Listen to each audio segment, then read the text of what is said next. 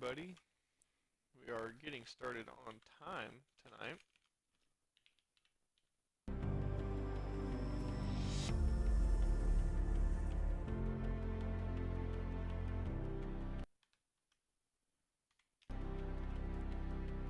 We are getting ready to get started with the penultimate round of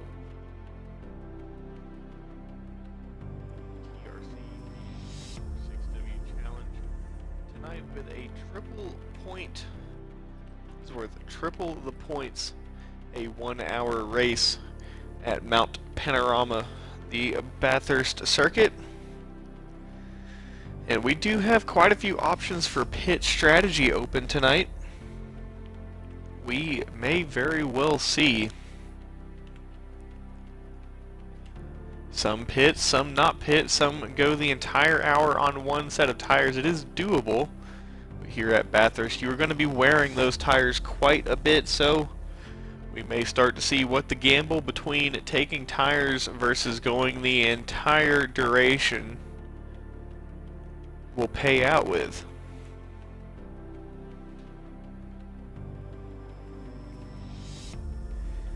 Also want to just make sure that everybody involved with the hurricanes on the East Coast, that everybody is just staying safe if possible.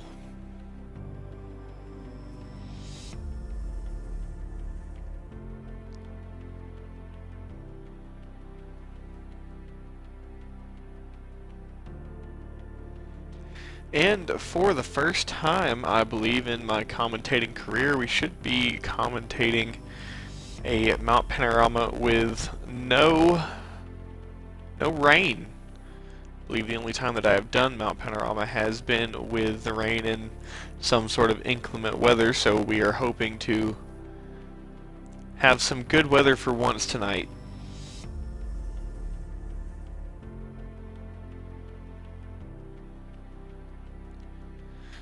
And a small announcement between the beginning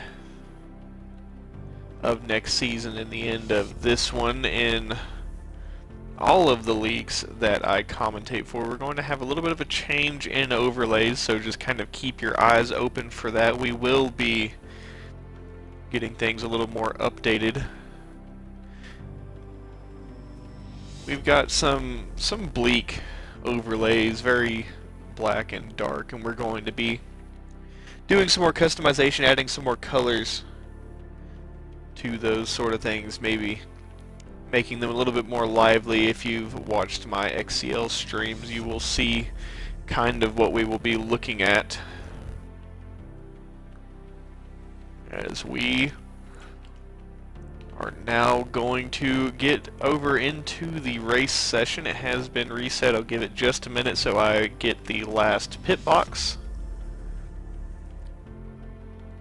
So if anyone does decide to come into the pit lane, I should at least be at the very back.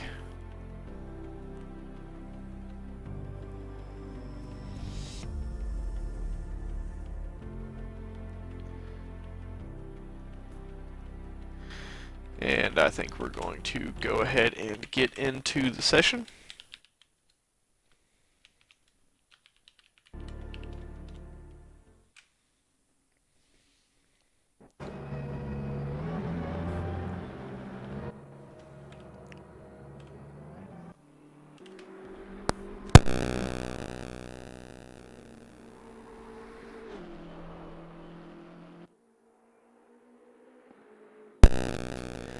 A 15-minute practice session to get us started tonight, as we are actually going to go ahead and get started off on board with Young with his newly announced joint WRT team with Boiling.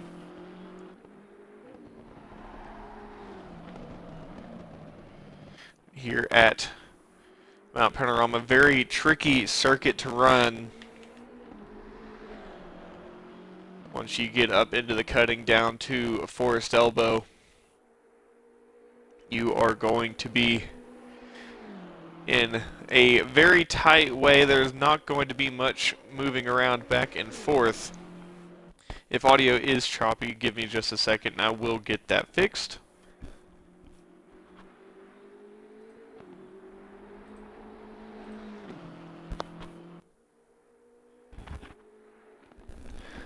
Let's see how the audio sounds. Let's see, yeah, I hear it now.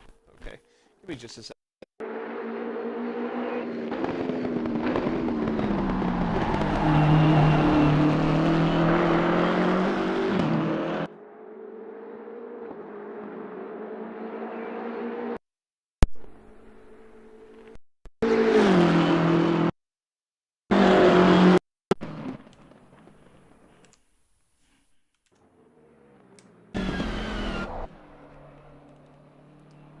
Alright, we should be a lot better now.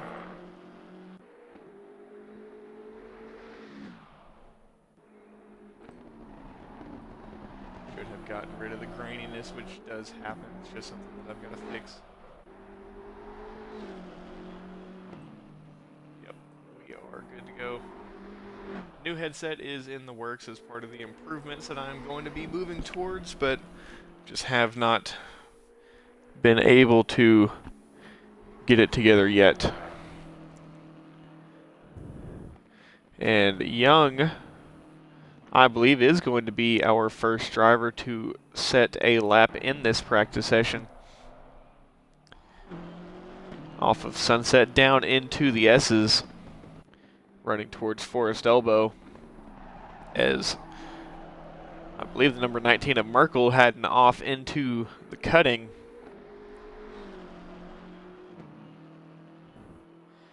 Down onto the back straight before we come up to the chase. And these sort of more period appropriate for BMW, as I believe it has been a while since BMW was last present at the Bathurst 12-hour. So it would be good to see these older BMWs paired with this legendary circuit, which in the Bathurst 12-hour is now dominated mostly by Porsche. And who is the other big one? I want to say there were some BMW there this year. Yes, there would have. Of course there would have been. It's WRT with Valentino Rossi, but it's mostly Porsche and Mercedes that have been doing a lot of the heavy lifting at the Mount Panorama circuit in the Bathurst 12-hour. Wagner first time up on the board at 205.7, but we are going to be looking for lap times a lot faster than that. The track is just green, but once again we are going to be looking for lap times to be dropping very quickly, as we have seen times down into the 201s. Douglas, coming off of a good run at GFR during their season finale on Monday, 203.7. Now the time to beat, and on green track. That is a quick time for myself on an optimum track. That is a very quick time on a green track, and he does seem to be chasing down Lindbergh. Now tonight, as I have said before, it is a triple points awarding night. And we are going to be looking for a couple drivers to be scoring some big points. I don't think anyone is going to be in a position to knock Heiderstadt out of the championship leading position in the Holy Grail, as he's got the lead in that field by about 150 points. The one to watch will be Douglas, currently P2 in this championship, I believe behind Wagner's. Lindbergh has an off down into the S's. Does cause a mistake from Douglas, but keeps it held together down into Forest Elbow before getting launched out onto the back straight.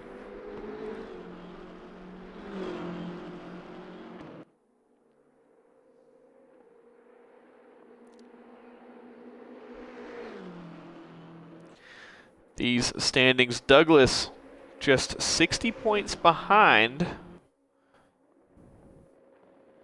the championship leading Wagner. Lindbergh just 20 points behind at Douglas.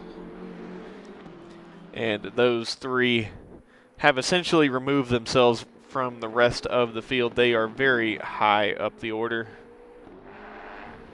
And I don't think there's going to be anyone in contention for that podium. But a win tonight, a win for either of these three drivers in contention for this championship would be huge for their championship hopes.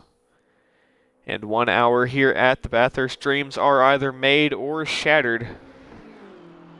We'll just have to see who can put themselves at the top end qualifying and give themselves the best starting position.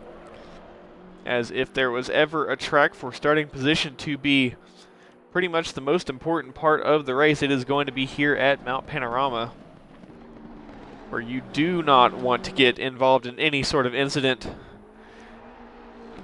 Into the cutting, Solman Park. I mean, there's a million different places where this one lap can go wrong, as Douglas has a bit of snap oversteer and showing us exactly what can happen if you get it wrong here at Mount Panorama. Bird currently second on the board, 1.7 seconds behind the times of Douglas, though.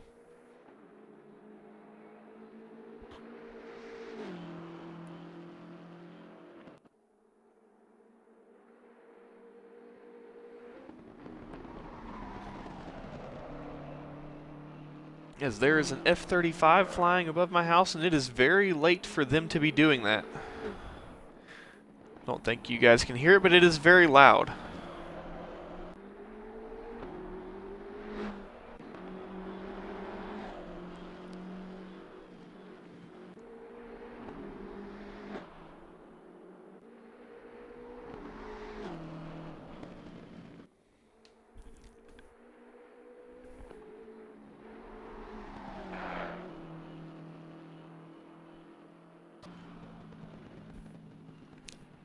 Ooh, and Bird gets it wrong down into Skyline and into the S. That is going to be not what we are looking for during the race tonight. Camber, also in the session, newer driver into TRC. And if you are looking to sharpen your blade, there is nowhere better to do it than here at Mount Panorama, although the other drivers on the track may feel that you need a pretty sharp blade before you come and try to contend here at Bathurst. So we'll see if Camber has what it takes to bring that BMW home, as finishing this race clean is going to be a difficult task on its own. Down Skyline into the S's, and rolling out to the Dipper is Douglas. Down into Forest Elbow, what would be called the Bentley Elbow, as it's got all of the Bentley signage around. Flying down the Conrad Straight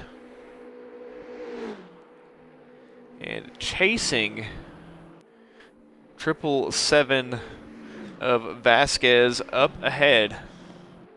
Vasquez, a very quick driver, is going to allow Douglas to go by. Hard braking into turn 21 before we run down to Murray's. And into the pit lane, a pit stop practice for Douglas, which could be crucial if that's the strategy you decide to take. And practicing your pit stop is a very good strategy here at Mount Panorama, as you have a little bit more of a treacherous pit lane entry. It is not just a straight in like the majority of the tracks. There is a bit of a chicane coming into the pit lane.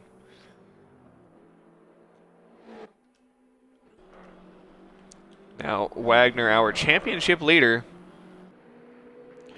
running up into Griffin's Bend before you come around the left-hander of the cutting.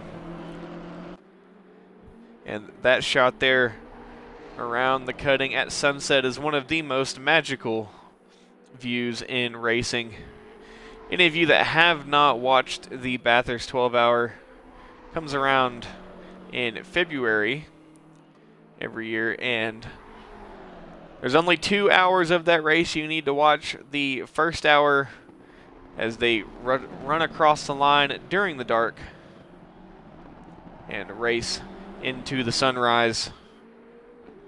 And you get that morning golden hour, which is absolutely beautiful during that Bathurst 12-hour. And then the final hour, where you have quite possibly some of the greatest runs in motor racing that I have ever seen. One of my favorite drivers, Mauro Engel, just a couple years ago, he was not able to bring the win, but he closed a 20-second gap after getting a penalty. Brought a 20-second gap down to a 2-second gap in 30 minutes of the race. He was absolutely driving the wheels off of his Mercedes AMG GT3. Wagner up into P2, right around half a second behind the time of Douglas, but still is just practice, and the track is not at its optimum conditions that we should be seeing during our qualifying. The number 915 has returned to the pit lane. That was Horner. And we've got a pretty good grid here tonight. A few returning drivers as well who may have not been racing with us the entire season. Harrell, I believe, being one of those drivers. We should have a good race tonight. It will be eventful, and there will be chaos.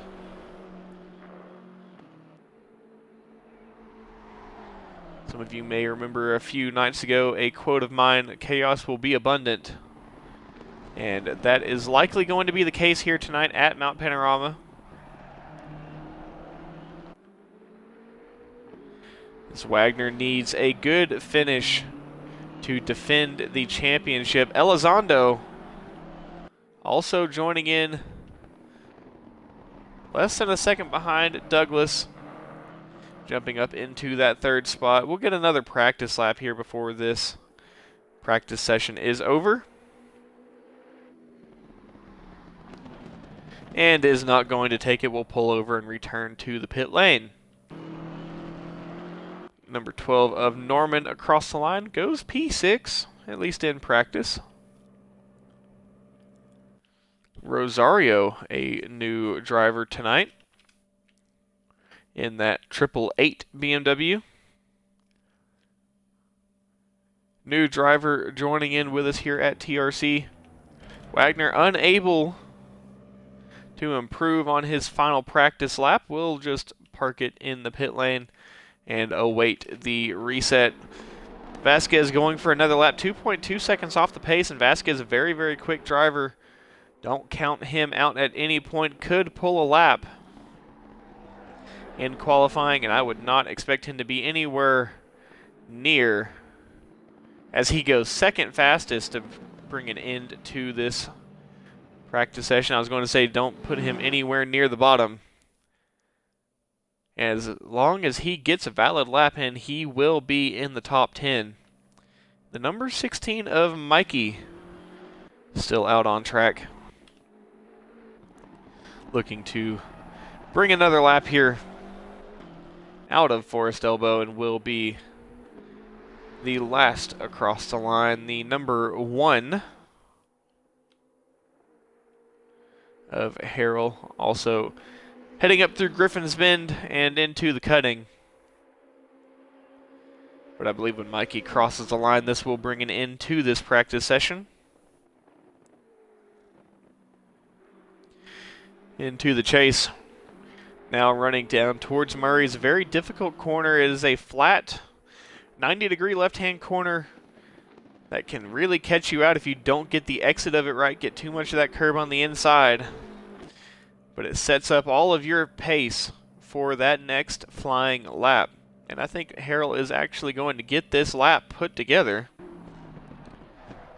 So we'll go on board as he's going to bring it to a stop and park it in the pit lane. Now we are going to be live with our qualifying, and who is going out first?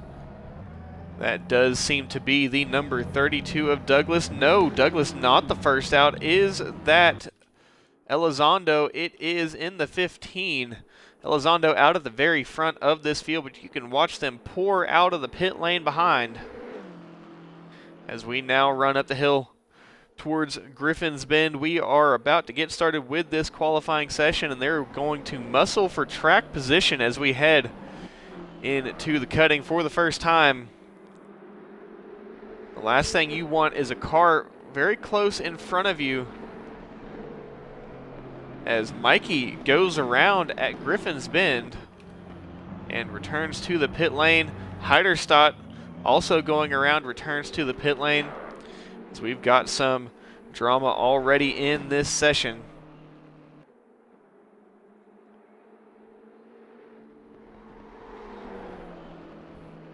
Heading towards Skyline is Elizondo, trying to get this car set up as nice as possible for that downhill chicane at Skyline.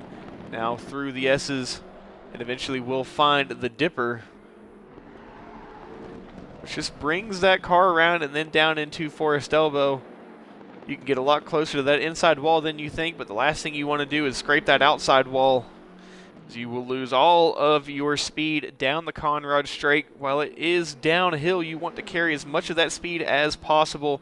Massive opportunity for an overtake with slipstream if you've got somebody behind you or if you've got somebody within range in front of you.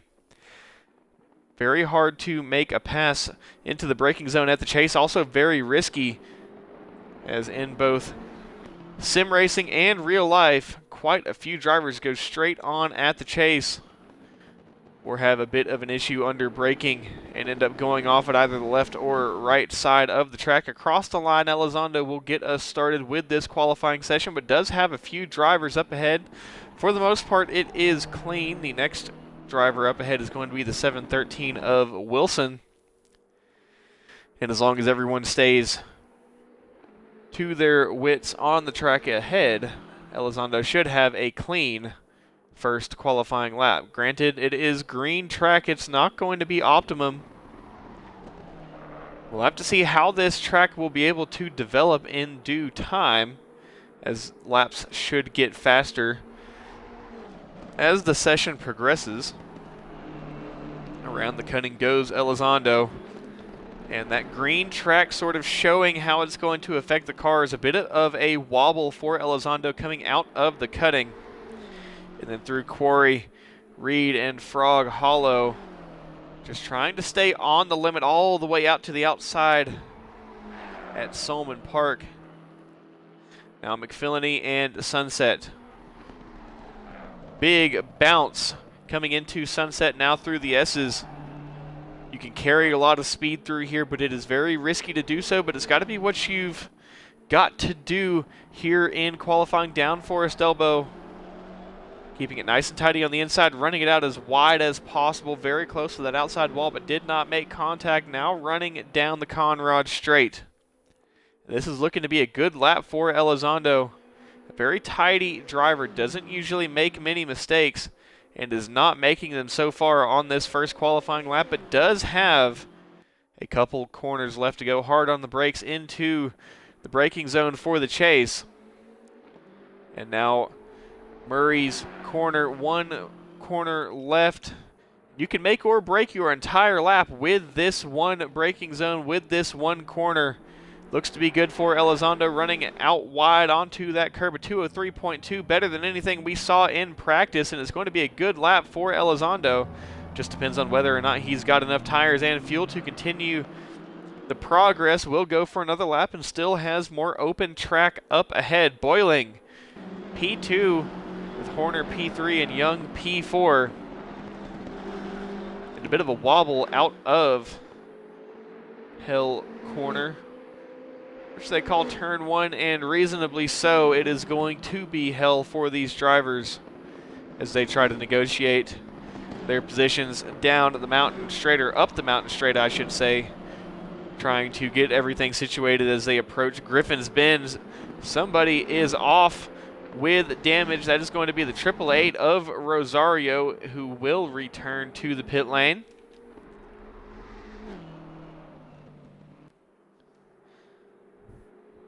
Elizondo into McPhillany, which you can really get on the limit of the possibilities of the car. Vasquez goes second fastest, but still by a pretty large margin. Elizondo does hold on to pole for the time being. We have seen Douglas run 203.7s. Vasquez wasn't far off of those. But Elizondo currently the only driver into that 203 range. Douglas yet to put a lap together. Lindbergh yet to put a lap together. Into the chase. We'll see if Elizondo brings an improvement on this lap. And no, is going to go slow. And is going to kind of open up some track position, maximize the exit of Murray's, and go for this next lap full throttle. And could be playing a bit of strategy here. The number 35 up ahead of, I believe, Granados. If Elizondo is that much quicker than Granados, but not too much quicker, if he can get some slipstream down the Conrad straight, that would be a very good boost and some good insurance for Elizondo's current pole position. Douglas, the top contender, and who most desperately needs these triple points tonight with a win. Just an eighth of a second off of Elizondo, and roaring up the mountain straight towards Griffin's Bend. Also has the number 3 of Drain, who is yet to set a lap. Douglas also crucially has open track up ahead. I believe Elizondo did get past the 35 of Granados, who has had an issue at Sunset. Up through the cutting goes Douglas, and trying to maximize those track limits all the way out to the outside at Quarry Corner. Coming through Reed Park, you are absolutely against those walls like it's Monaco, and you're coming through the Casino Square. Who is that off just ahead of Douglas? It was the number 12 of Norman. Down into the S's for Douglas. Needs an eighth of a second. Vasquez close behind. Wagner also close behind. Douglas needs to try and score a lot more points than Wagner tonight. Does not need Wagner to advance the championship lead much further. So pole position, or at least the front row for Douglas, will be extremely crucial. Down the Conrad straight, does have Drain up ahead. Not close enough for Slipstream. Possibly on the next lap if they both stay kind of within their respective pace. Elizondo, a 202.8, extends that pole position, even making his way past the number 35 of Granados. Now has Norman and Vasquez in tow behind. And I don't think it's going to happen on this lap. A bit of a tap with the wall at Griffin's Bend. That will invalidate the lap, and that is also going to add a touch of damage to Elizondo's car. Scraping the wall once again, coming out of the cutting. Through Reed Park, you see just how close you get to those walls. And people who are very familiar with Bathurst will be essentially kissing those walls. You wouldn't be able to fit a penny between their fenders and the walls all the way through Quarry Bend, Reed Park, Frog Hollow, all of those walls. That is pretty much just track margin. That is more track width that you can use And the best drivers here around Bathurst use every single bit of it. Elizondo kind of pushing those limits on this lap. It does have some scrapes and bruises on that M6 GT3. Douglas also breaking down that margin. Wagner as well. Wagner only 23 thousandths of a second slower than Douglas. Douglas going to abandon this lap at sunset.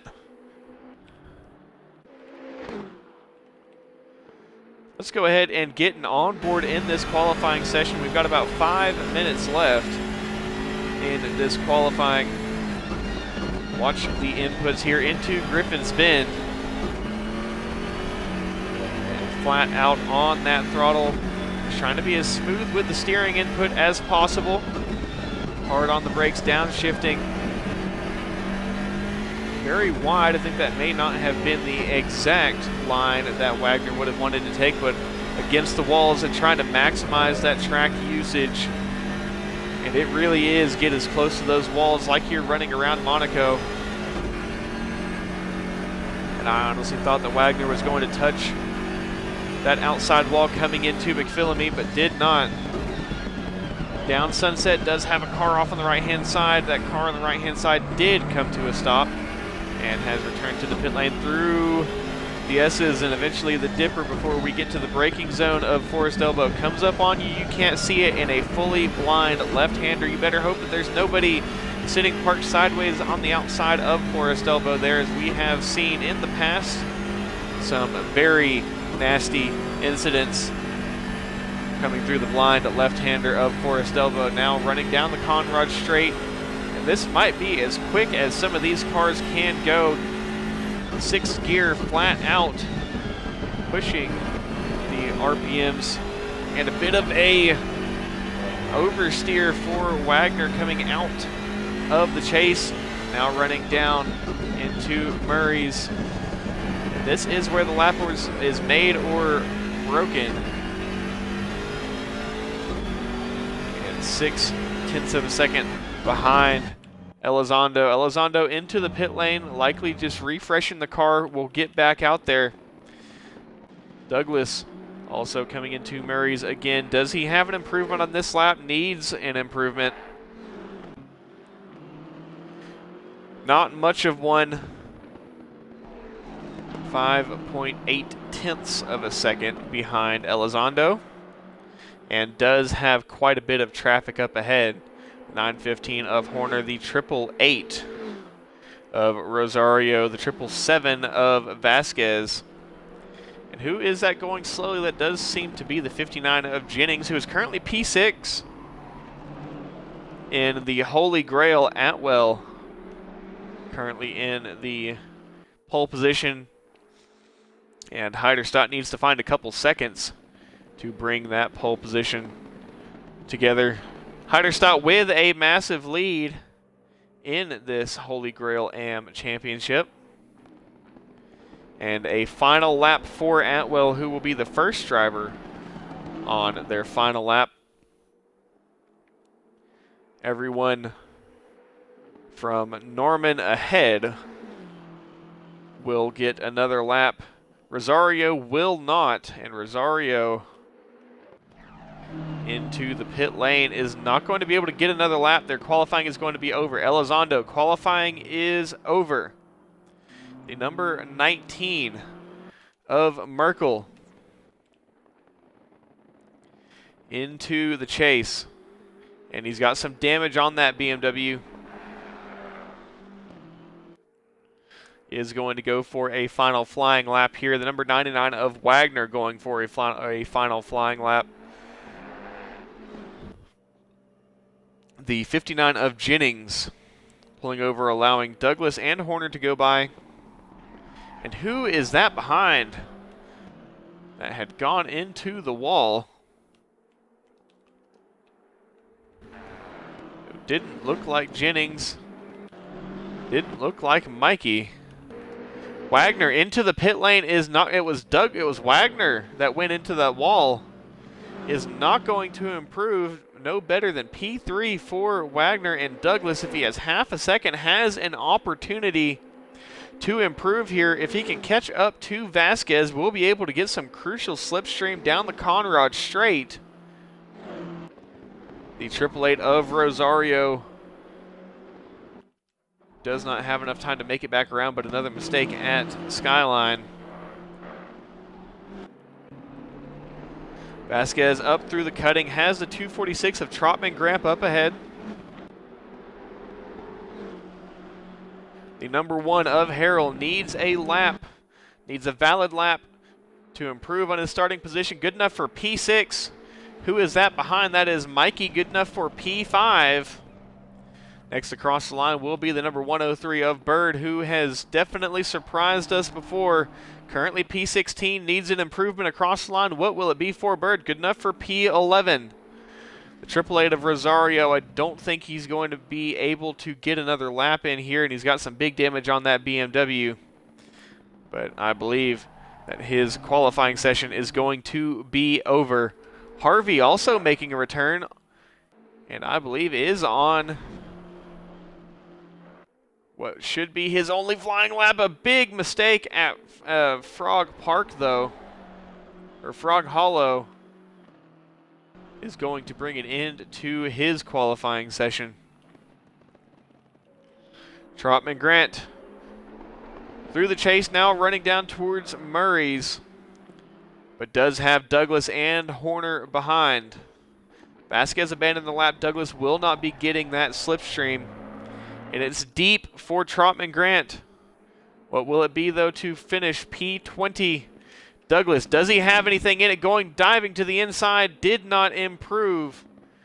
Horner knocks Mikey down a position to P6. Number 181 of Harvey.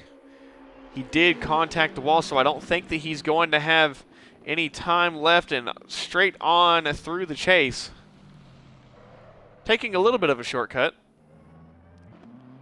Does manage to get it back together. That is actually very impressive, because for the most part, from what we have seen in the real life Bathurst 12 hour, if you go on or straight on at the chase, you usually go into that tire barrier on the outside wall. 888 of Rosario is back out on track, but is not going to be able to put a time together. How does it look overall? Elizondo on pole with Douglas in P2, Wagner in P3. 2 of the 3 key parts in that championship fight right there in the front 2 rows.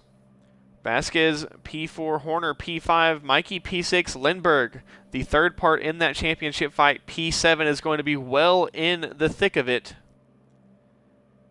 Norman P8, Harrell P9, Jennings P10, Boiling P11, Bird P12, Wilson P13, Young P14, Drain P15, Atwell P16, Merkel P17, Heiderstadt P18, Miller P19, Trotman Grant P20, Granados P21, Camber P22, Rosario P23, and Harvey P24. But in the Holy Grail, Atwell on pole, Heiderstadt in P2, Trotman Grant P3, Granados P4, Camber P5, and Rosario in, I believe, their BM246W Challenge debut, currently in P6. Both Camber and Rosario did not set a time in qualifying. Well, we're about to get started. Elizondo bringing the disruptor in this championship tonight. Douglas currently in P2.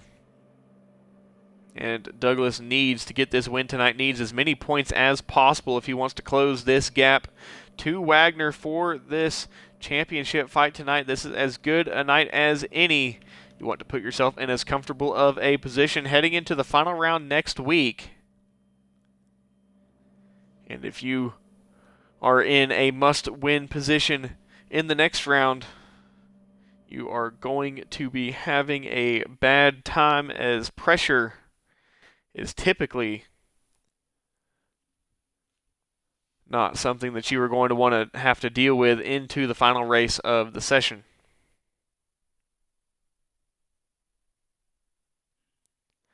Well, here we are lined up on the grid, and a bit of a break between quali and practice. would just like to ask, if you are not following on the Twitch channel, if you wouldn't mind hitting that follow button. If you would like to support the streams, you can subscribe to the Twitch channel. If you have Amazon Prime, you do get a free Twitch Prime gaming subscription. And if you are tuned in on the YouTube stream, which should be live and is live, thank you for tuning in on YouTube.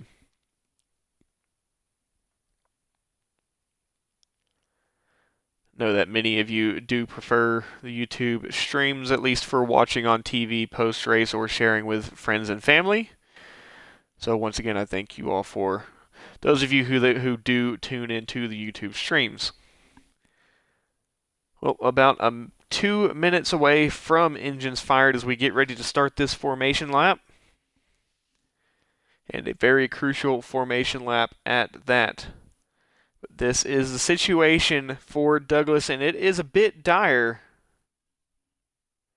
heading into Hell Corner, as Douglas is going to be on the outside with Wagner up the inside. And Lindbergh, a few spots back, is also going to be on the inside. Douglas very well could find himself going back quite a few positions if this start does not go his way. Even if you keep it pointed straight, don't get tapped, don't go around.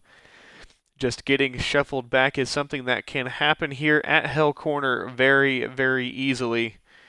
Just need to make sure that you get your moves covered off, make sure that everybody behind you has enough space, you stay conscious of all the cars around you, and you make it through as safe as possible. 40 seconds away from engines fired, and Elizondo is going to be leading us off the line as we get ready to start this 1 hour of Mount Panorama.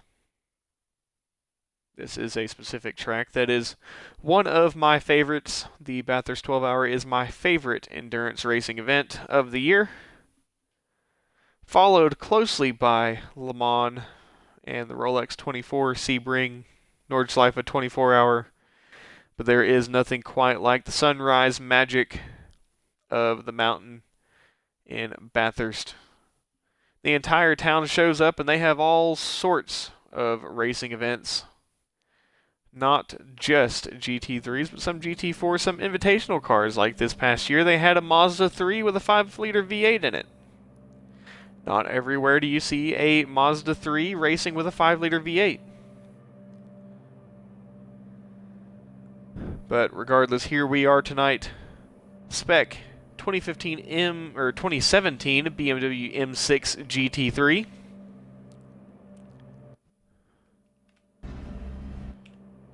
As Elizondo is going to lead us off the line. It is a bit cool out here, so tire temperature, brake temperature will be very crucial, especially for the start of this race. Traction, both in slowing down and speeding up, is going to be very crucial into Hell Corner. And also having those tires as warm as possible when you try to carry as much speed as you can into Griffin's Bend. And then around Quarry Corner, Reed Park, Frog Hollow, Solomon Park, McPhillamy, all of those areas where you are going to try and be on the absolute limit very early in the race. You want to have those tires and brakes as warm as possible, giving us some flashers heading for the short downhill before the steep climb into Griffin's Bend as we come up the mountain.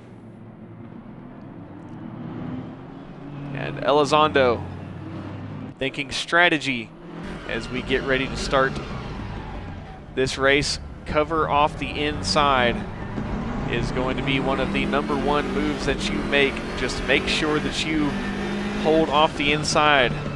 There is a bit of an opportunity for drafting heading up into the Griffin's Bend. And we very well could see too wide into Griffin's Bend, but they will quickly get that sorted as Wilson goes into the pit lane. It's going to be a pit lane start for Wilson. Wonder if maybe that was a bit of an issue on the formation lap for Wilson.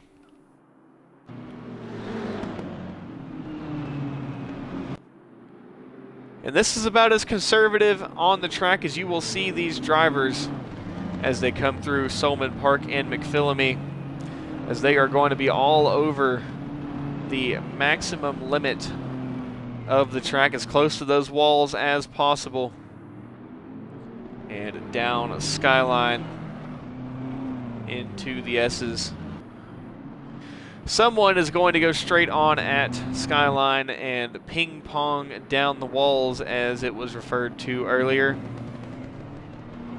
And ping pong you do. There is nowhere to go. Once you hit one wall, you are just going to get bounced off and sent into another, like a pinball and a pinball machine heading down the track. There is really only one way to go. And likely by the time the incident is going on and you are arriving to the scene, there is not going to be enough time between the event happening and you reacting to avoid the incident. So if something happens in front of you, it is going to be very crucial that you avoid it at all costs. A pile-up at Bathurst is not uncommon, especially with so many of the blind corners. A crash or wreck could happen up ahead of you, and there is just not enough time for the yellow flags to come out before you arrive on the scene of the crime. But too much talk of bad things that could happen. As we line up 2 by 2, we've got to get ourselves ready for what will happen, as Elizondo is going to lead this field out of the chase. We'll have the inside into hell corner, and hell it will be. And rocking Thrustmaster on the wing is Elizondo. Once again, there is a big announcement at the ADAC Sim Expo. Thrustmaster making a big announcement. And if you would like to purchase that big announcement, please do so at the Thrustmaster site and use code RETROVEX at checkout. As we approach the start-finish line, ready to take the green flag, Elizondo positions himself defensively. Green, green, green. Elizondo will try to hold the inside as we head into hell corner. Douglas will try it around the outside, and Douglas is going to be positioned nicely. And behind, they try to fight for track position, but Douglas, up into the lead of this race, is going to hold on to it and will be positioned nicely ahead of Elizondo by the time they get to Griffin's Bend. Wagner up into P3. Lindbergh finds himself in P4. And we've got the majority of this championship fight at the front of the field. If Elizondo had not suffered an injury and been taken out of this race, and Elizondo makes contact with the wall, and Wagner and Elizondo go around, and that is not going to be good for the rest of the field trying to find a way through. See if I can get, oh no, they are absolutely parked. It is a parking lot at Griffin's Bend. Wagner trying to get around, cannot. The 15 of Elizondo is around, and they have absolutely been parked at the cutting.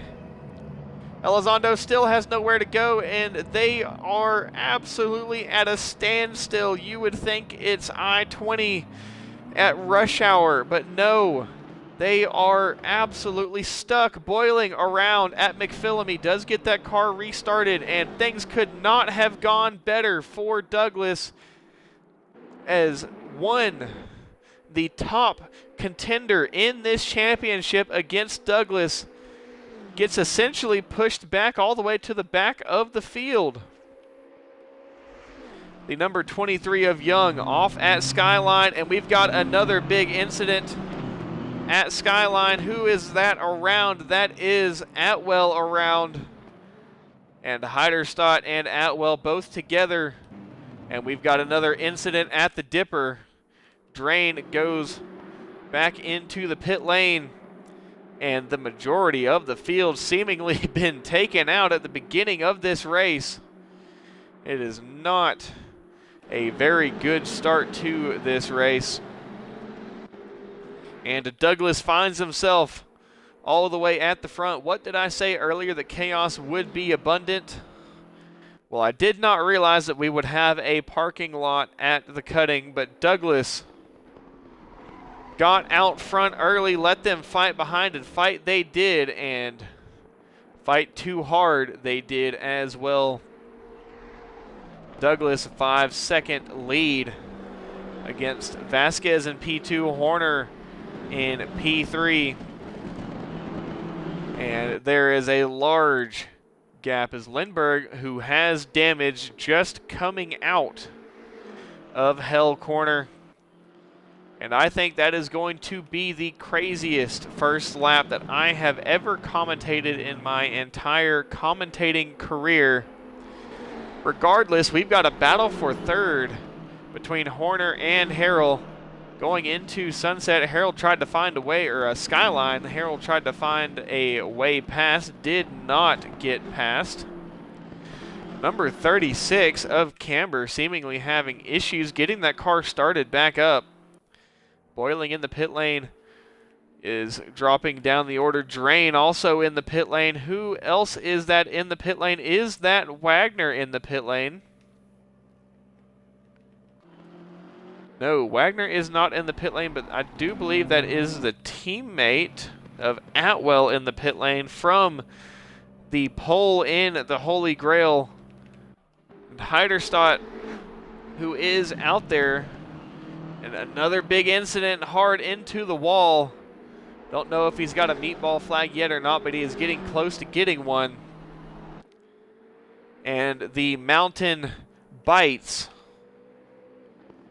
But Douglas, all the way out front and all on his own, leading this race in a very commanding lead with Vasquez behind. But they continue to fight.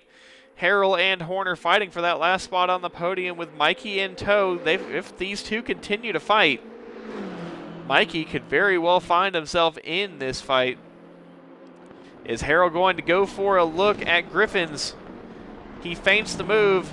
Does Horner take the bait? It is very easy to get thrown off of your racing line up Griffin's Bend if you take the suboptimal line.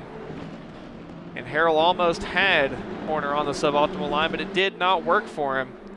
And maybe Horner had a bit of a slip coming out of the cutting through Quarry Corner, Reed Park, Frog Hollow.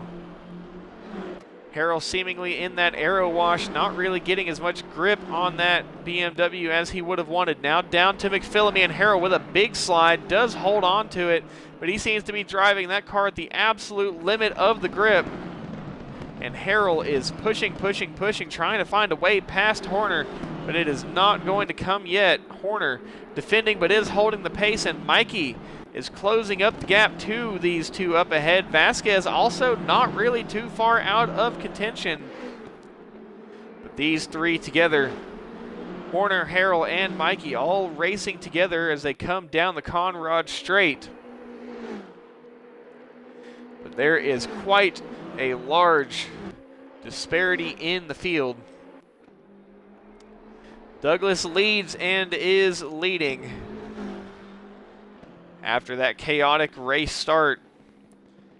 But it is what happens here at Mount Panorama. There is nowhere to go with these tall walls around this narrow circuit. Two cars around like Elizondo and Wagner, where there is absolutely no way to get past them. We had a backup pretty much reminiscent of that famous Macau GP crash that happened a few years ago. That is known as the most expensive crash in racing history. The number 10 of Boiling, who has come out of the pit lane. Douglas is catching, though. And I think Boiling just trying to run this race to the end. Will be on fresh tires, but I believe is also going to be a lap or so down. And Douglas only a couple corners behind. Mikey now pushing the envelope on Harrell, who is all the way against that wall coming into Reed Park. But he did not make contact with it. Mikey actually very narrow, taking a more conservative line through Solman Park, through McPhillamy, down into Sunset. Harrell goes straight, or at Skyline, Harrell goes straight on. Don't know why I'm so caught up with saying Sunset at Skyline.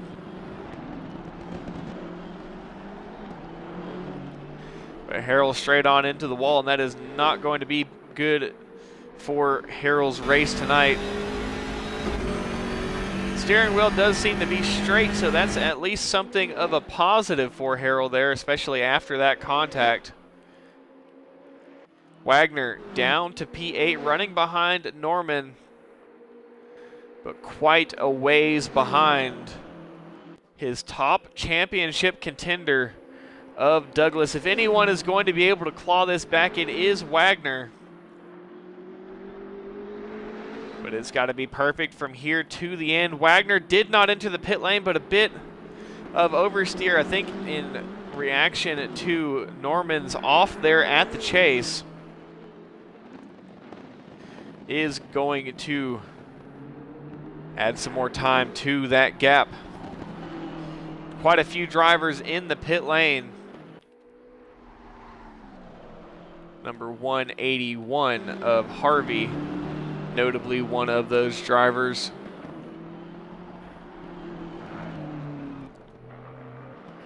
Drain makes a bit of a mistake at turn 1.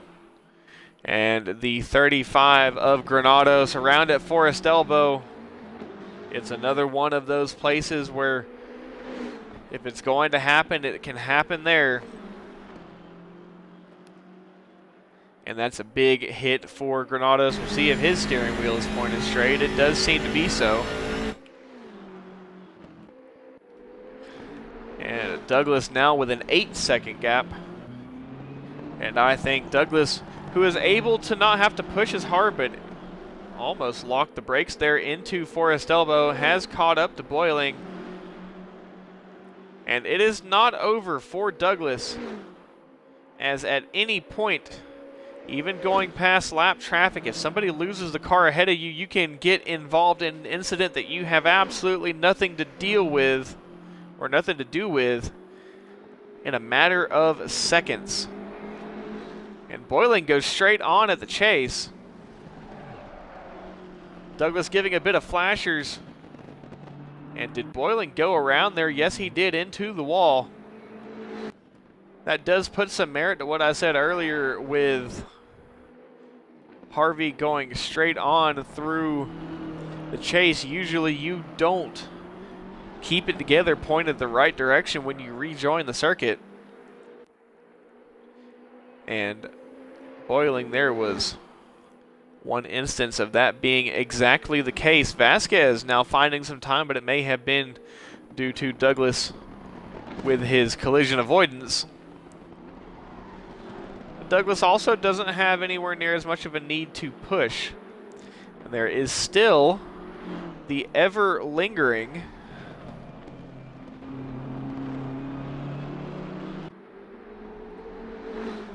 question of strategy.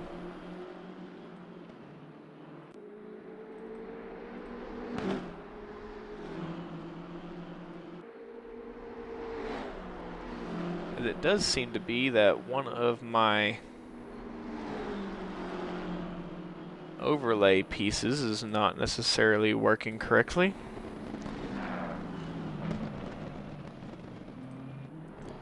We'll see if that fixed it. There we go, that looks a lot better.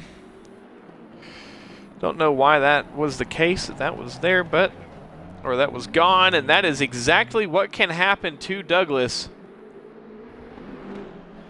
Who was that just ahead? The number 36 of Camber went straight on at Forest Elbow, almost collected Douglas, but he was able to find a way past. Miller now into the pit lane.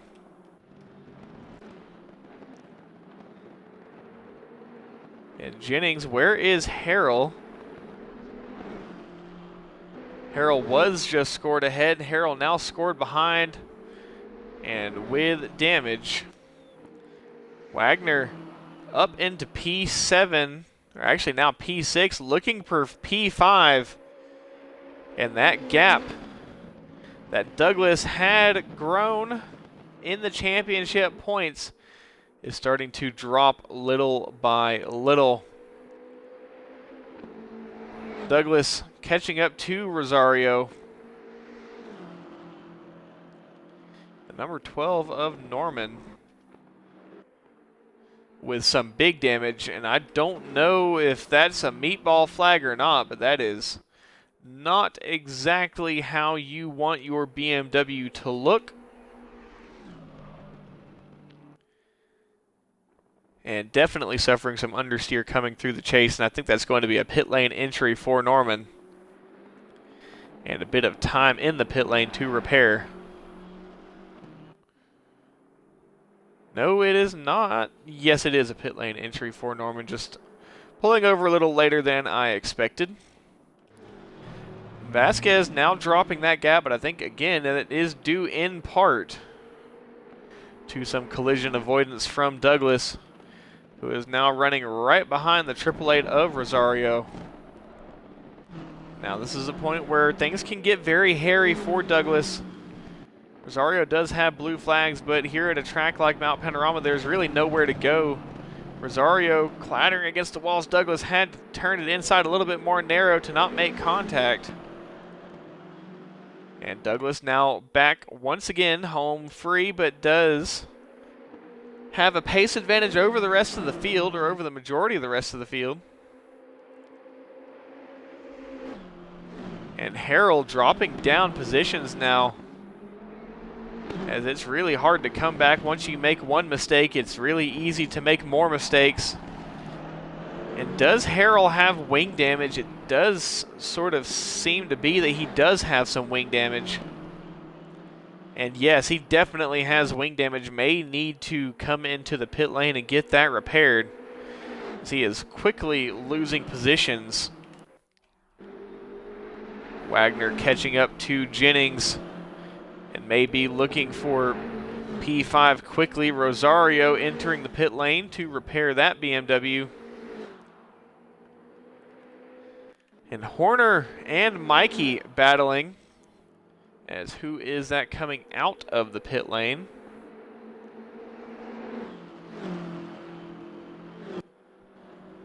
It is not the 10 Harrell now into the pit lane to repair that wing damage. I think that was the number 12 of Norman that just exited the pit lane. Yes, it was. Horner and Mikey racing into the cutting.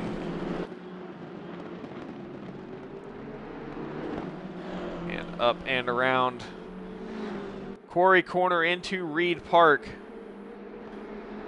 Horner, I don't think, got it nearly as good of a run as he could have through there. Mikey all over the rear. But it is hard to find a way past at McPhillamy or even Skyline. Horner makes a bit of a mistake clattering over the curbs.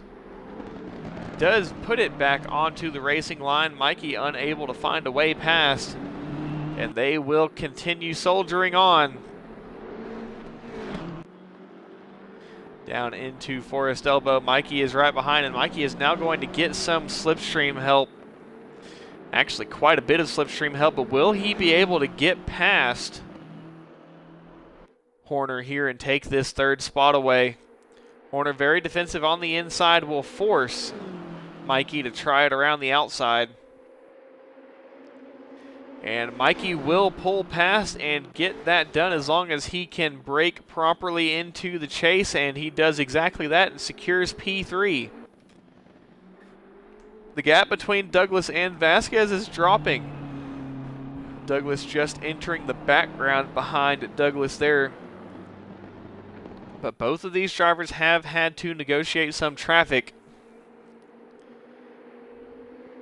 And Douglas giving some flashers to the number 15. That was not the number 15. That was the 35 of Elizondo, or of Granados, not the number 15 of Elizondo. And now passed with some open track. Now places Granados between himself and Vasquez.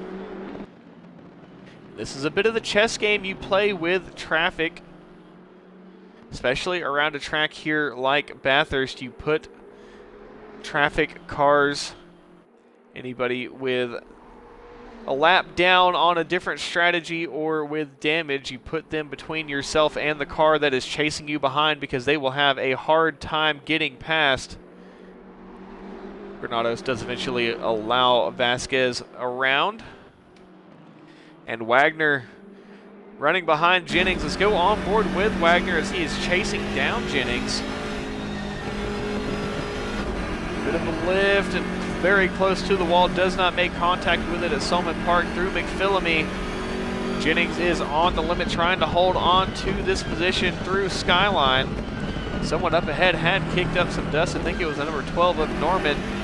And sparks flying from under Jennings' machine just up ahead, as I think he got a bit of air coming down into the dipper. You have a car off on the right-hand side. I think that is the 888 of Rosario. And is now running behind the number 12 of Norman, as Jennings will get a bit of slipstream help with Norman up ahead. We'll see if Norman dives out of the way to let these two pass, though. And no, they're just going to have to contend with it, but Wagner going for a move. Will he get 2 and 1? They go 3 wide into the chase, and Wagner takes the position away from Jennings up into P5. And a monstrous move from Wagner. Who is that has gone off ahead, though? That is Horner with damage and coming into the pit lane. Who else is that coming back into the pit lane? Is that Norman once again entering the pit lane? Rosario entering the pit lane as well with damage. Horner from P4 into the pit lane. Now that's going to promote Wagner up yet another position into P4. And once again, that gap in championship points. Granted, it is triple points tonight.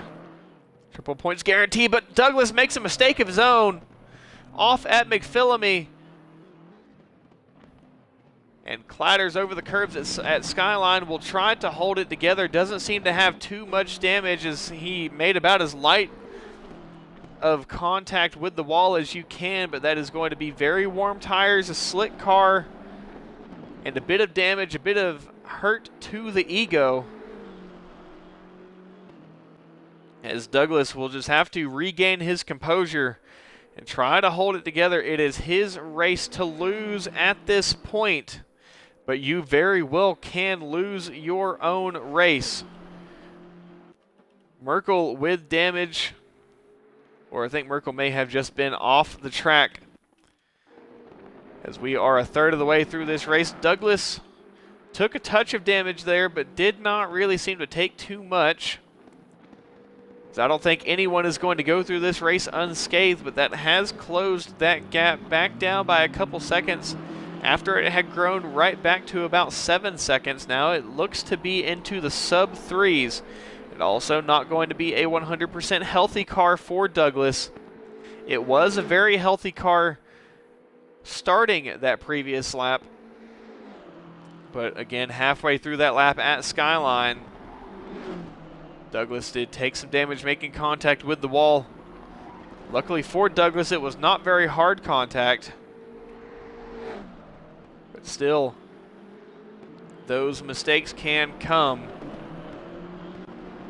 And Douglas into the cutting will come up behind the number 19 of Merkel and the number 915 of Horner. Bird into the pit lane. Does Bird have damage? Don't know how much damage he has. Who else is that into the pit lane? That is Young into the pit lane. Is this a strategy call for Bird? He doesn't really seem to have too much damage unless he's got a steering issue. The number 915 of Horner straight on at Skyline, taking more damage after just coming out of the pit lane. And it is more so a race of attrition of who can make it to the end rather than a race of pace. And as of right now, Vasquez is the furthest up ahead. And I don't think Vasquez, well, he does have a bit of scuffs on the front of that BMW, so maybe he has not been completely unscathed, but he doesn't seem to have hardly any damage to that BMW at all, aside from those few scuffs on the splitter.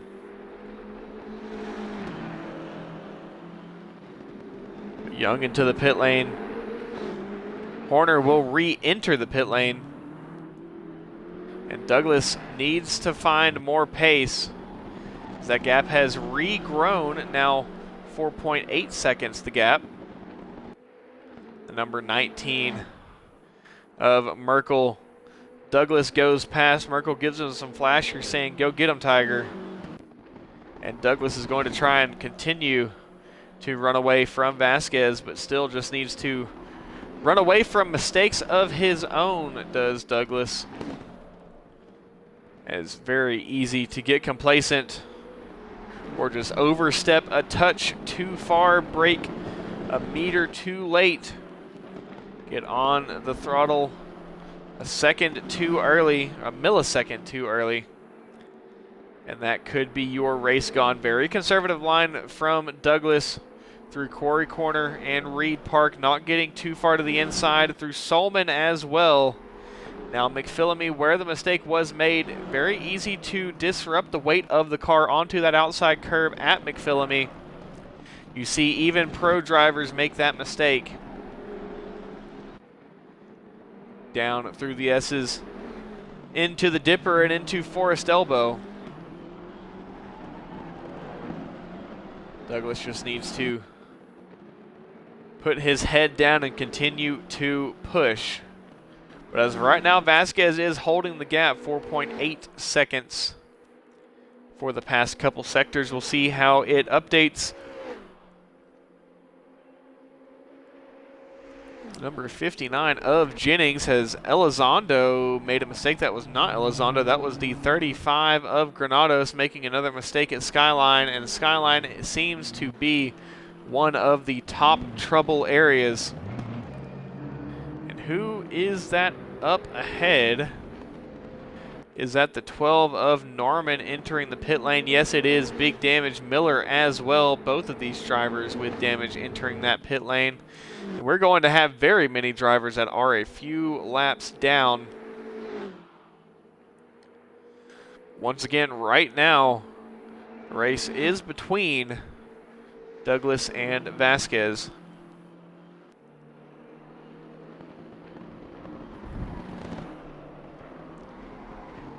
And pit stops galore. Talking with the drivers earlier today, they said, or there was some questions going around, as Douglas goes very deep into the cutting, but keeps it out of the wall. They were wondering about how long can you go on a fresh set of tires. Granted, this is a 1 hour race, and while we may have a few drivers that will be testing that strategy, Douglas, I think, being one of those, Vasquez, Mikey, Wagner, as Douglas goes past, I believe, the number 103 of Bird.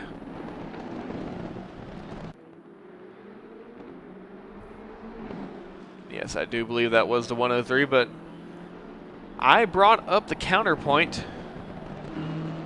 In order to keep tires, to even make them go an hour, you have to keep the car out of the walls for an hour.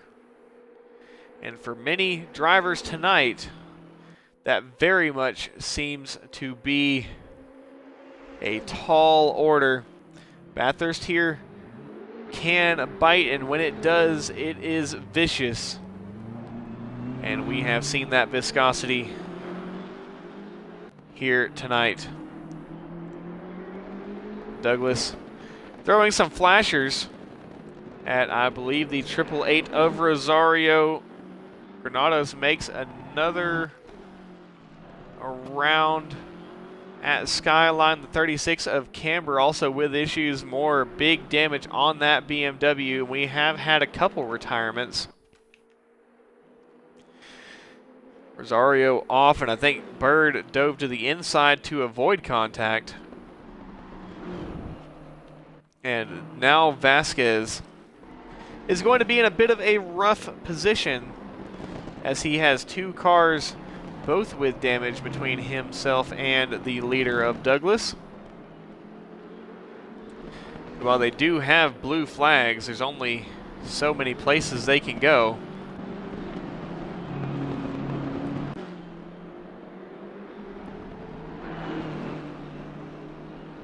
I think Vasquez is going to find a way around Rosario. It's a bit of a sketchy place to make the pass, but he got it done. Did not make contact with the outside wall or inside wall at Quarry Corner or Reed Park. Granados back into the pit lane.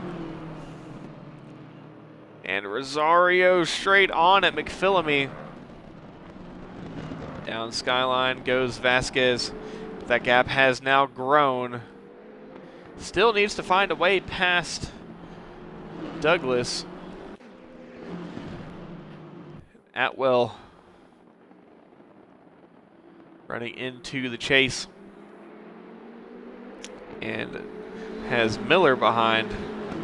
But Trotman Grant, who just made a mistake, now has to go the entirety of the lap around to bring that BMW back into the pit lane. This is going to be a slow lap.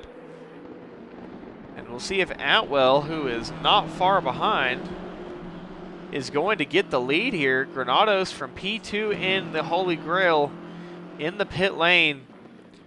Camber as well. Trotman Grant with damage, and Douglas into the pit lane. Is this a strategy call to take new tires? Also maybe repair some damage. Does he have some handling issues? The car does not seem to be in a bad way in terms of pace, as he was holding the gap to Vasquez. But I believe this is going to put Vasquez in the lead. Yes, it is. And Vasquez, who seemingly has no damage, as long as he has enough fuel in the car, we could see Vasquez potentially go, or try to go all the way and do the no stop here at Mount Panorama. It will be very difficult to bring our old tires around this track at any sort of respectable pace. Mikey also gets promoted a position with Douglas in the pit lane. Douglas now rolling out, did not opt to repair the car, but likely took tires and fuel. And we'll see how this plays out for him. Wagner is now scored P3 on the podium. Douglas, after pitting from the lead, and maybe this is a strategy call, expecting issues from some of the drivers up ahead. Wagner nearly had an incident of his own at McPhillamy, getting very eager with the outside curb at McPhillamy just before Skyline. Down into Forest Elbow. Just trying to get the power down as nicely as possible. Wagner has done a very good job in scraping back positions, especially after being involved in what was essentially a really long line at the drive-thru. But Vasquez and off at the chase, and Mikey will be promoted to the lead of this race with seemingly no damage on his car. Vasquez, what has happened? Wagner now just behind. And in all reality, this is about as good as it could have gone. Jennings also with no damage. Lindbergh has some light damage. And where is Douglas? Coming down the Conrad Straight. So the leader of Mikey is crossing over with Douglas now. Mikey running into Griffin's Bend. And Douglas just now getting to the chase. Trotman Grant into the pit lane, likely to repair that car, and that is going to hand Atwell the lead in the Holy Grail, I believe. Have to see Atwell quite a ways up, but I think if he is a lap down, he will get that lap back. Anyways, Mikey promoted to the lead of this race and is now in the position of holding on to this lead. We have seen incidents from the lead from both Douglas and Vasquez.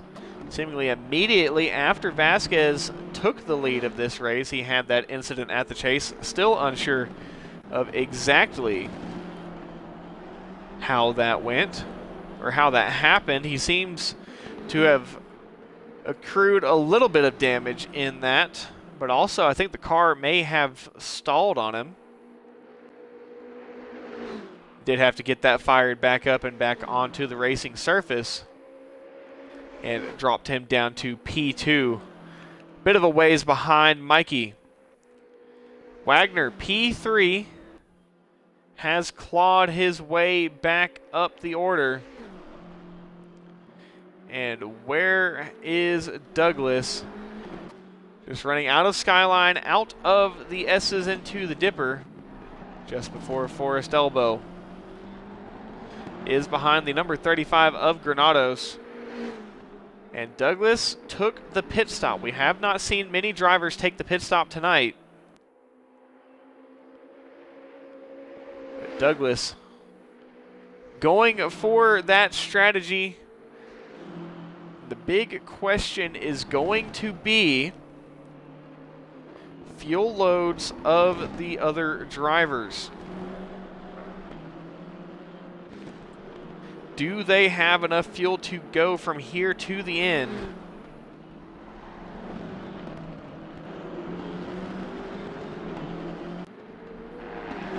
And maybe I can find that out.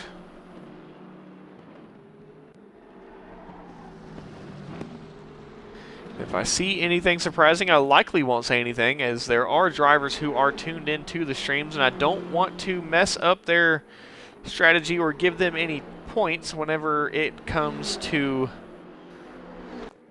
laps that or information that they otherwise would not know. Mikey now has a lot of traffic up ahead that he is quickly approaching. And this could be a pivotal moment, as long as, or if he is unable to really find a way past that traffic, will bring Vasquez right back into this fight. Wagner as well. But that traffic will be getting blue flags. But still, there's only so many opportunities to serve those, well, I guess not so much serve those blue flags, but to respect those blue flags and move out of the way of the faster cars.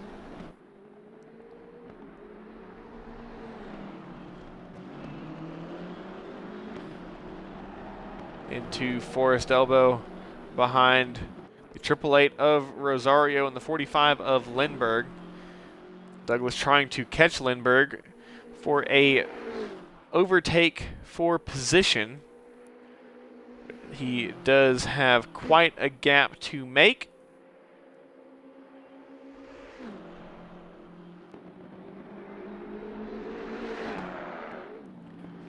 And very interesting. Cannot say what I have seen, but very interesting in its own. We will see how it plays out towards the end of this race.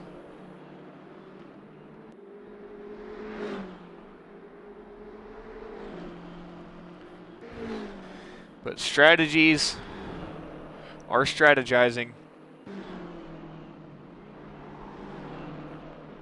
Mikey currently leads, is catching that large group of traffic up ahead. The 103 of Bird in that group. And Mikey has a big mistake of his own. Too narrow into the S's, hard against the wall. And that is going to be the kicker from Mikey as Bathurst takes a bite. The Mountain gets its piece. And Mikey now with damage. I'm unsure of exactly how big that damage is, but Vasquez is right behind, and that steering wheel is not straight. That is going to be race-altering damage for Mikey. He might have to come into the pit lane to serve a pit stop and get that penalty, or not that penalty, but get that damage repaired. And are we going to see Mikey come into the pit lane? No, we are not, but he is not going to have anywhere near as healthy of a car as Vasquez does. And I believe Mikey knows that, so it's going to be very, very strong defense from Mikey, especially with this traffic up ahead that he may be able to use to his advantage. Vasquez desperately trying to find a way past and knows that Mikey has damage but does not know the extent. And Wagner inching ever so much closer towards this race lead. And was the pit stop the right call for Douglas? Took tires. Maybe he didn't have enough fuel in it. Maybe he expected more drivers to come in and serve that pit stop and get that done. There are no mandatory pit stops though, and I think we are going to see a lot of no stops over, or almost 40 minutes into this race. Mikey defending the lead against Vasquez with 2 lap cars up ahead. Mikey trying to go up the inside, the number 12 of Norman around at Solman Park. Is Vasquez going to go for the move into Skyline? No, he is not. Wagner right behind. We've got a 3-way battle for position. Back markers bunching this 3-way battle for the lead. Vasquez desperately trying to find a way past. May go for the dive bomb at Forest Elbow. Mikey nowhere to go, a sitting duck. Especially with that damage, as Vasquez and Wagner are both right behind Mikey. Now pulling over, desperately trying to find a way past and trying to maybe break the toe. Wagner being left behind a little bit, was not necessarily able to get past. I believe that may have been the number 23 of Young. Mikey with Vasquez in tow. Wagner right behind the both of them. This is a battle for the lead. Mikey has damage, but does seem to have a somewhat drivable car, but it is not going to be as quick and as consistent as Vasquez or Wagner's cars that have minimal damage on them. Now across the line, Vasquez trying to push, but Wagner also applying pressure behind. Mikey will try to hold on to this lead a few more laps, does have 20 minutes to go, and with the state that his car is in, Vasquez is wide and 4 tires into the grass. That is not going to help Mikey's run out of Hell Corner. Check on the number 32 of Douglas, the number 45 of Lindbergh. Douglas just now coming into Murray's. Lindbergh just now crossing the line. Jennings, if something were to happen to this top 3, Jennings would be the one picking up the pieces. And Wagner has found a way past Vasquez. Now a battle between Vasquez and Wagner for P2. And Mikey with that car that is hurt. Wagner forced to go too wide into Reed Park, makes contact with, I believe that was the 246 of Trotman Grant. Now Wagner himself makes contact with the outside wall at Solomon Park into McPhillamy. Vasquez is now finding a way back through and elbows out.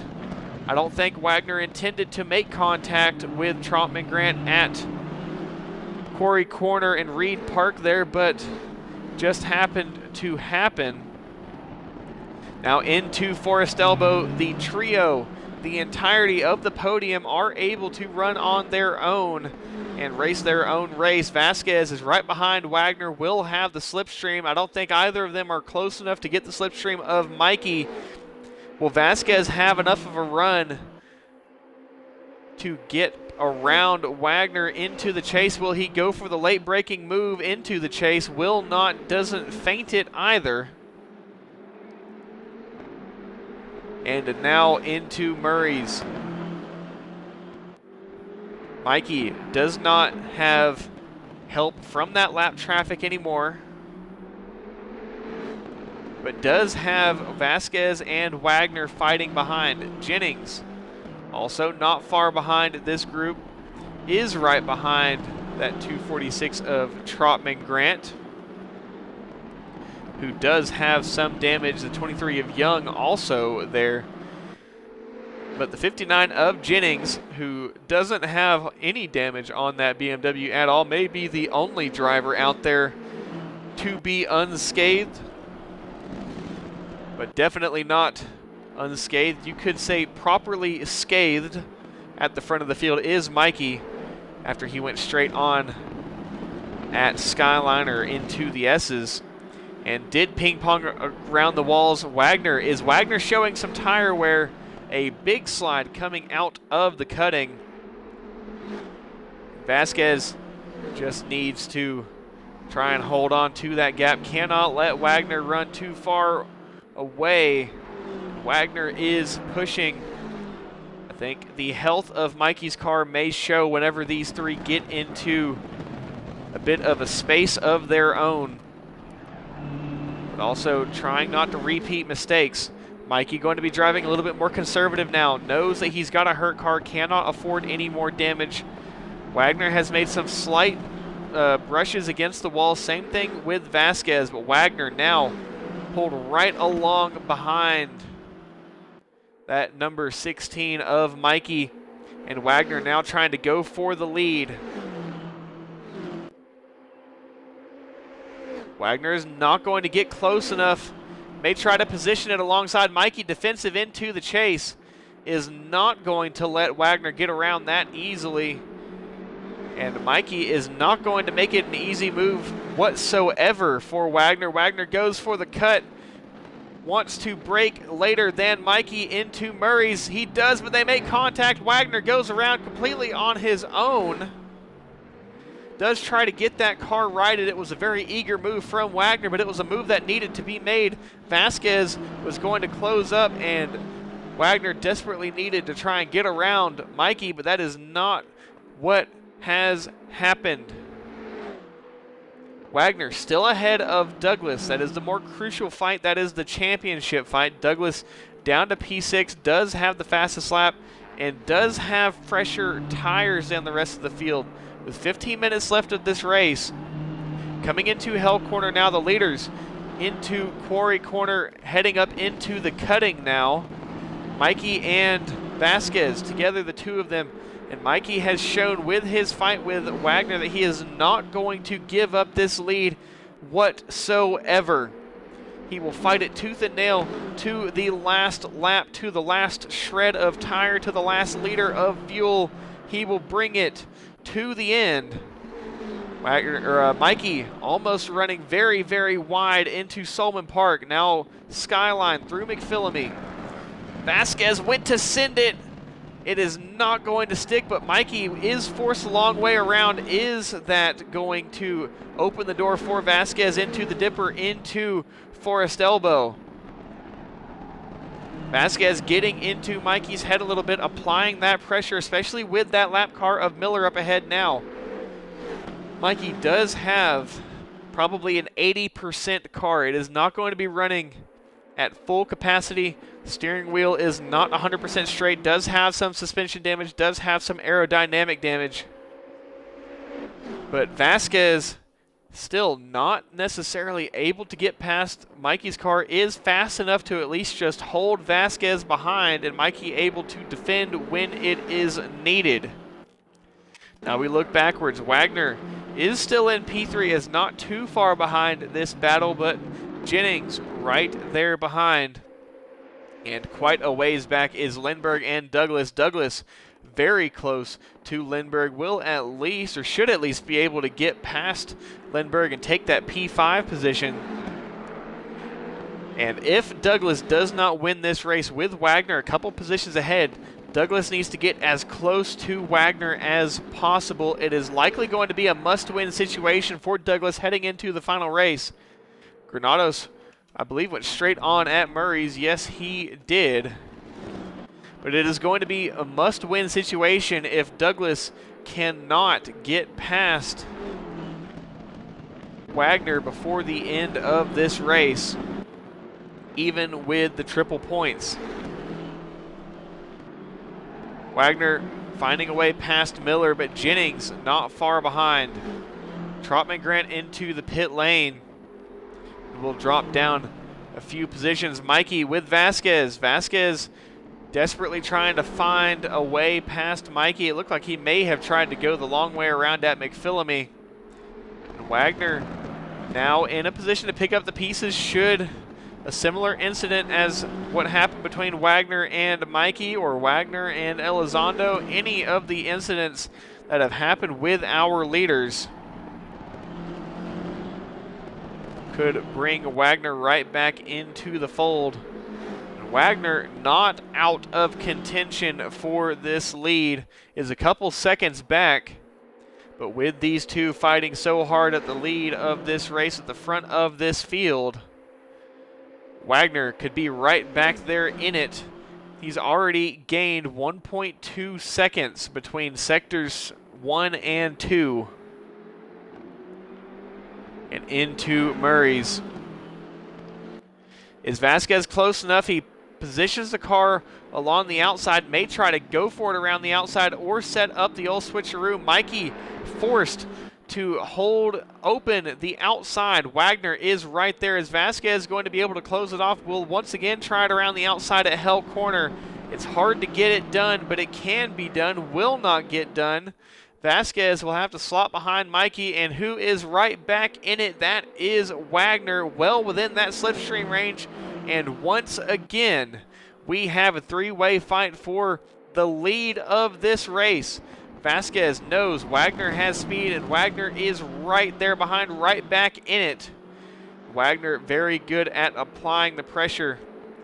As we have seen, he has already found himself back in this fight. Douglas and Lindbergh. Douglas was past Lindbergh. Lindbergh went back past. Douglas desperately trying to find a way past Lindbergh. Mikey makes contact with the wall at the inside of Reed Park. Vasquez tried to take advantage of it, but there's nowhere to really go. Vasquez nearly bumping Mikey into Solomon Park, into McPhillamy. Vasquez and Wagner side by side. I think we're going to need to go heli as we watch this trio run down through Skyline into the S's, into the Dipper. Mikey leading Vasquez, leading Wagner. They are all three trying to find a way past one another, and Mikey just trying to fend them off. And now the slipstream train begins. Mikey with Vasquez in tow. Vasquez has Wagner in tow. Wagner is going to be getting a huge boost from this. And Wagner will try and make it past Vasquez, but they're going to be three wide coming down the straight into the chase. Wagner goes for it, and this is a move for the lead. Wagner gets almost 2 in 1. Mikey fights it right back. Vasquez comes through. They make contact. Somehow Mikey is holding on to the lead of this race, and Vasquez finds himself back in P2.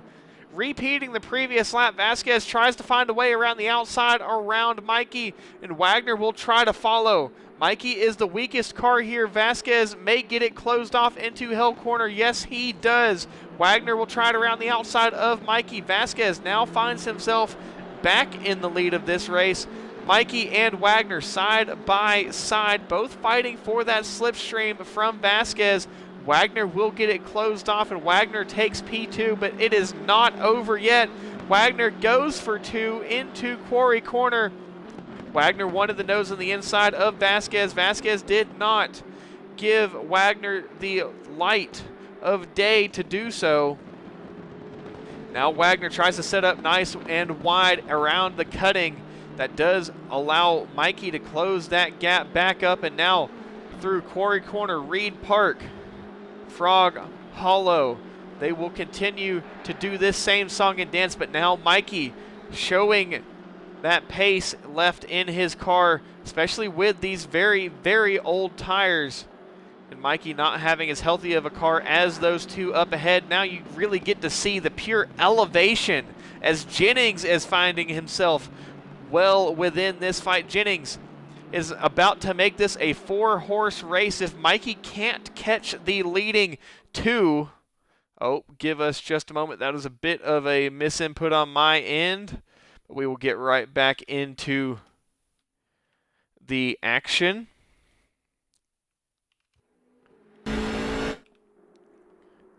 Vasquez leading, Wagner in tow, Mikey outside of slipstream range, Jennings getting into that slipstream range.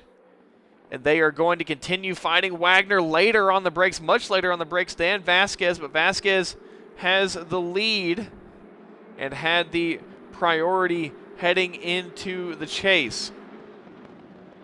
Now into Murray's. We've got about 4 laps left in this race, and it is going to be between Wagner and Vasquez. Vasquez trying to take a win in this series, get these triple points.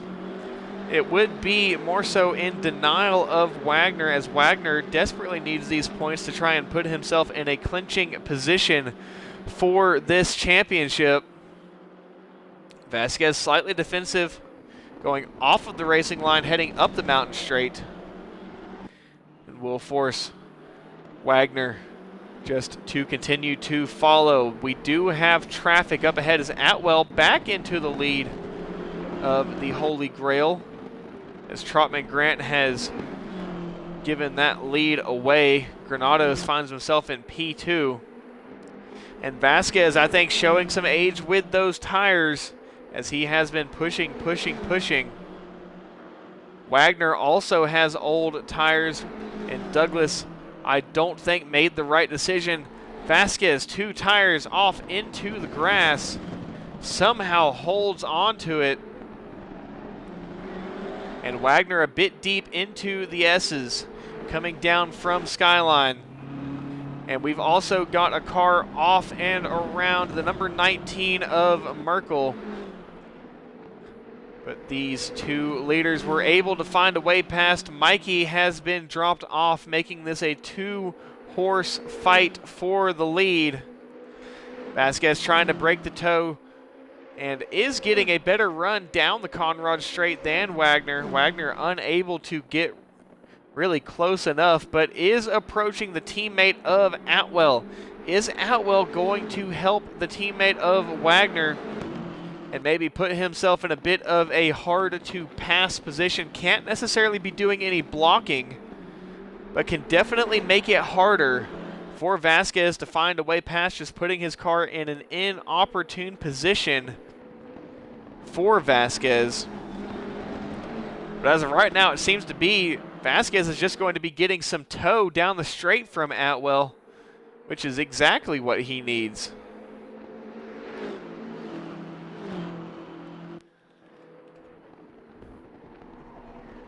Douglas now about 15 seconds back from this fight for the lead, with Lindbergh behind, and Lindbergh and Douglas both have a large margin to close, as Jennings trying to get onto the podium and take this position away from Mikey, whose car is hurt.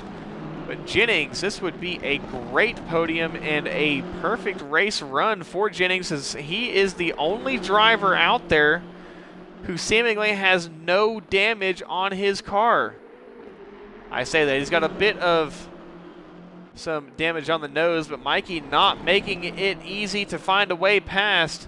But Mikey has a hurt car and is only going to be able to do so much to defend. Does Jennings go for it at Skyline? Yes, he does, but Mikey goes around. And Jennings will park and allow Mikey to resume that position. But what does this do? I believe that may bring Douglas right into it, and yes, it does. And Douglas desperately needs these 2 positions up ahead. We've got a race in 2 different places, as we have 2 laps left to go in this race. 3 minutes 20, and it's around 2 minutes a lap. Vasquez trying to defend against Wagner to hold on to this lead, currently doing a nice job in doing so. Mikey trying to defend the final spot on the podium from Jennings. Jennings made contact with Mikey, and in that bit of a tribulation there, Douglas has found himself within a shout of the podium, which would put him right behind Wagner, which is as good of an outcome as he can get if he can't finish ahead of Wagner in this triple point 1 hour race. Douglas, with the fresher tires than any other driver on track, is desperately going to try and find a way past Jennings. He does have the fastest lap of the race, and he is the fastest driver out there. And Douglas looks to be pulling alongside past Jennings.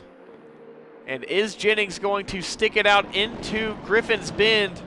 Douglas will allow it, but Jennings goes deep. Is Douglas going to get the cutback as they come up the hill into the cutting side by side? Douglas has to allow Jennings the inside and will try to just follow through, but now a gap has grown to Mikey up ahead with a couple laps left to go. And with the fresher car, with the fresher tires, Douglas desperately needs to try to find a way past Jennings so he can try and move up and get past Mikey before the end of this race.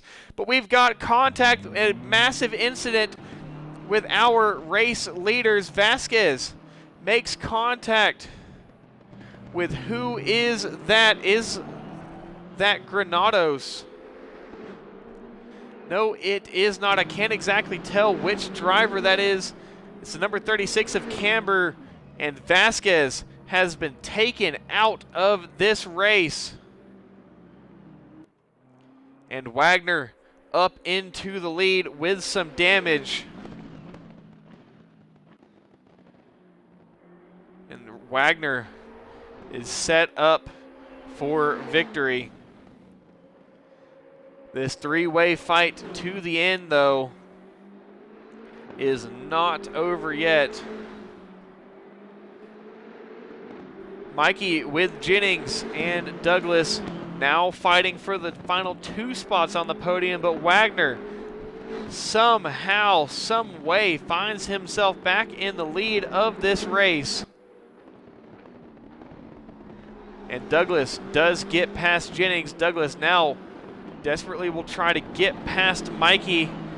He doesn't have any way to get that lead back from Wagner. He's only essentially, I would say, around a half a mile behind. Only a few hundred meters behind. But Wagner, through thick and thin, the timer will come down to 0. Mikey desperately trying to defend against Douglas. Douglas needs to get this position from Mikey.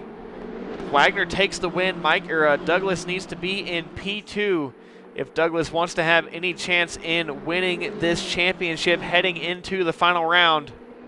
It's going to be a must-win from Douglas, but it is not impossible. Vasquez, extremely unfortunate, losing the lead of the race on the penultimate lap. We have a 4-way fight for position. Lindbergh has found himself in this fight. Mikey, Douglas, Jennings, and Lindbergh all racing for position as we head into the end of this race. The leader, Wagner, is just up ahead. Jennings behind Douglas. Lindbergh behind all of them. Douglas right behind Mikey. It's going to be a send from Douglas into the chase if he wants to get it done. We'll see if Douglas does go for it. Mikey defends it. Jennings is behind. Jennings goes off straight on and through the chase. Will try and get back onto the racing surface. Wagner crosses the line and takes the lead. Douglas is going to maybe go for it in the grass. Very, very late on the brakes. They bang doors heading into the final corner, and Mikey will take P2. Douglas takes P3. Jennings P4. And Lindbergh P5. Elizondo will bring back P6. I will say that was not the prettiest race that I have ever seen. Atwell takes the win in the Holy Grail. And somehow, some way, Wagner finds himself at the top of the podium. Will else and almost losing it on the final lap in the final corner will bring home P7. And it was a rough one. But it was eventful from beginning to end. And from being turned around at turn 1 to winning the race at the very end. And I think that Douglas, maybe he didn't put enough fuel in it, but Douglas right there at the end was just unable to get close enough, had the freshest tires, but maybe the pit stop just wasn't the right call to make. Maybe he didn't have any other choice. We'll find out in the chat. Bird will be the last driver to come across the line, but Wagner finds himself the top spot of the podium. Mikey P2 and Douglas P3, Jennings P4, Lindbergh P5, Elizondo P6, Wilson P7, Bird P8, Horner P9, Vasquez P10 from P2, essentially from the lead of the race after that contact with the 36 of Camber. Atwell P11, Harvey P12, Miller P13, Young P14, Granados P15, Trotman Grant P16, Norman P17, Merkel P18, Camber P19, and Rosario P20. In the Holy Grail, Atwell taking that win, Granados P2, Trotman Grant P3, Camber P4, and Rosario P5. And the stage is set heading into the final round. Wagner maintains the lead. Douglas is likely going to be in a must-win situation if it can even be done. But if you want to see who wins it, there's only one way to find out, and that's to be here next week for the final round of the TRC BM246W Challenge. Please stick around just a moment longer as we find somebody to raid. And this will conclude tonight's coverage of TRC.